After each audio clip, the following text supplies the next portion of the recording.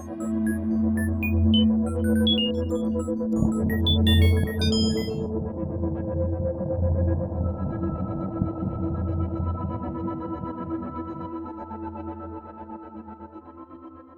and welcome to a Crew Expendable First, where we'll be looking at NECA's latest offering, and that is the Alien Romulus Xenomorph figure. My name's Tom, you might recognise my voice. I appeared on a couple of episodes with the boys a while back where we discussed and reviewed Alien Romulus as well as its comic book tie-in. Damn it. Anyway, today we're here to talk about toys. I've been collecting Xenomorph figures since the early 90s. Starting with the Cannon figures, which you can see behind me here, and a couple more down here, as well as a few Lanard figures, which are pretty basic, but as we can all agree, that Queen's pretty cool. As I've grown older, my taste has developed, and therefore I branched out into the more adult collecting, and then I started collecting some McFarlane and NECA Xenomorphs, as you can see behind me.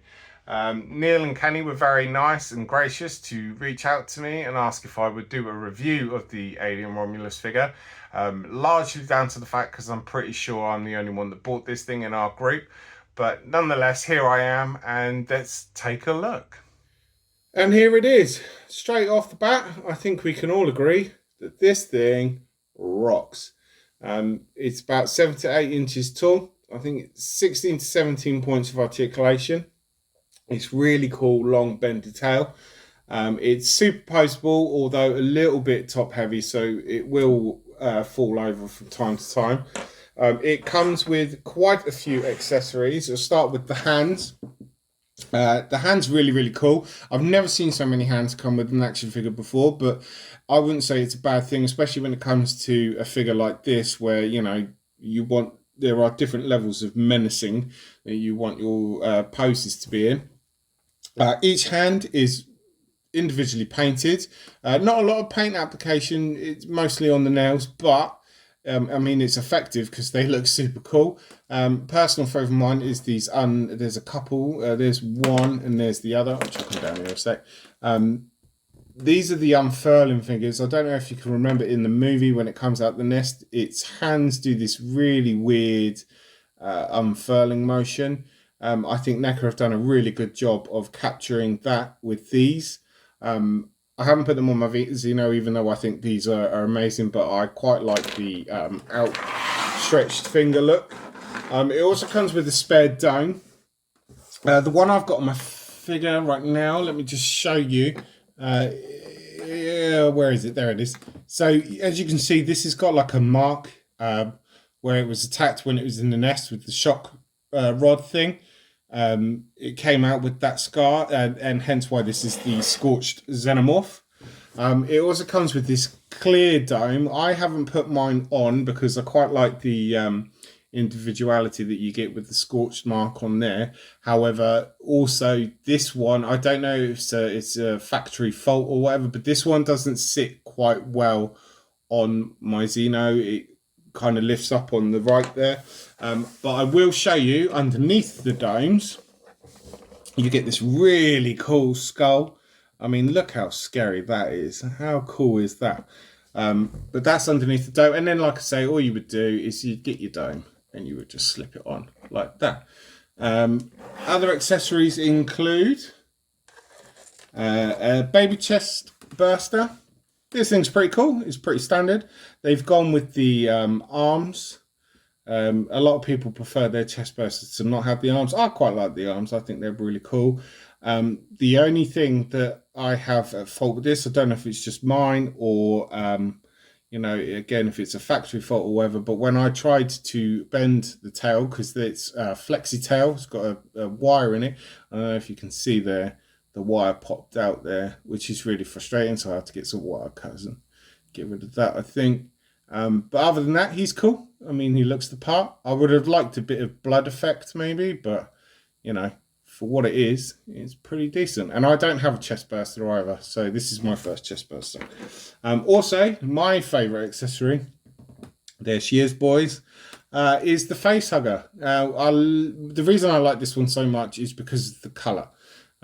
I think this colour, I actually prefer this colour to the fleshy tone that you normally get with the facehugger. I quite like the back. My only problem is these bits of pink in between the fingers there. It's a little bit lazily put on, but it doesn't take away too much. And then on the inside, as we've seen there, the detail there, pretty damn cool. Maybe a little bit too detailed, but you know, for those cold, lonely nights, I guess. Again, its tail is bendable. I was a little bit more careful with this one as I was with the chestburster, just because what happened with my chestburster, I don't want to happen with this, because I actually really dig this facehugger. I think it's super cool. But yeah, there's the facehugger. Now, like I said, the figure itself, it stands about 7 to 8 inches tall. Loads of articulation, really cool. Again, top heavy, so it will fall over. Couple of gripes are the head joint can be a bit loose when it wants to be. I don't know if you can see that, but you know, it's quite easy to maneuver just with your finger there. And the falling over, but NECA knew that this would be a top heavy figure, and they included this base. This is one of my bases. This comes with the figure, and it's a cool base as well. It just clips underneath there in the groin joint, I guess you want to call it.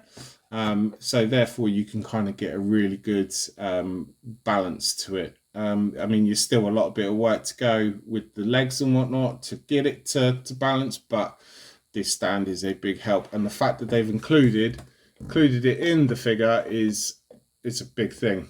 Now, my other gripe with this figure was the tongue. Now, this tongue's cool. I'm not quite sure why it's so pink though, but I mean, maybe that was the detail I missed in the movie, but you know, it looks cool though. It does the job. It's quite long, but the problem is when you get it, it comes in the mouth. And getting it out of the mouth, I would recommend just a pair of your missus's tweezers, which I did. Don't tell her. Just to get it out. It does need a bit of a pull, but once it's out, it's out. And I haven't decided whether I prefer it in or out yet, but I think looking at it here, I think I might keep the tongue in. But I think we can all agree that this figure is pretty damn good. Now, it ranges about $40. That's about 40 quid over here in the UK. I had to pay a little bit extra because obviously shipping fees and whatnot. But for me, I would have to say that for that price, with this figure, which is arguably one of NECA's best figures in the Alien range anyway, definitely worth the buck. And I would highly recommend this if you were ever interested in getting into collecting. If you want it for your collection or you want to start, it's just one of the best ones that they've produced. So yeah, for me, I give it a 9 out of 10. The point just losing on the loose head joint and the fact that the tongue won't come out, and that this clean dome, which is actually really cool when it's on, just doesn't sit quite well. But yeah, that's my review. I hope you've enjoyed it. If you did, let the boys know, and hopefully they'll get me back and I'll have a look at some of the other NECA figures, maybe a couple of McFarlane ones, and a Kenner video as well, if maybe that's something you guys would be interested in. But if you are, let the boys know, let me know, and thank you for watching. For now, stay frosty.